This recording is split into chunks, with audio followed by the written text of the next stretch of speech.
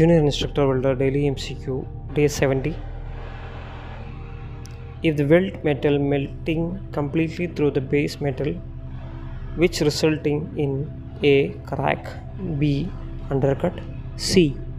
burn through, D. lack of fusion. ഇതിന് ഉത്തരം നമുക്ക് കമൻറ്റ് ചെയ്യാവുന്നതാണ്. ഈ ക്വസ്റ്റിനകത്ത് ചോദിച്ചിരിക്കുന്നതെന്ന് പറഞ്ഞാൽ നമ്മൾ വെൽഡിങ് ചെയ്യുമ്പോൾ ഒരു വെൽഡിങ് ഡിഫക്റ്റ് ഉണ്ടാവും.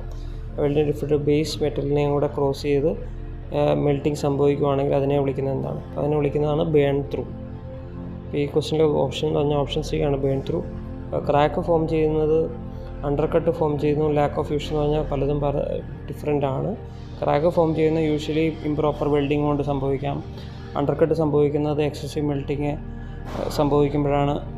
പിന്നെ ലാക്ക് ഓഫ് ഫ്യൂഷൻ, അത് സ്പീഡൊക്കെ വെൽഡിങ് സ്പീഡൊക്കെ കൂടുമ്പം സംഭവിക്കുന്നതാണ്. അപ്പോൾ ഈ ക്വസ്റ്റിൻ്റെ ഉത്തരം എന്ന് പറഞ്ഞാൽ ഓപ്ഷൻ സി ബേൺ ത്രൂ.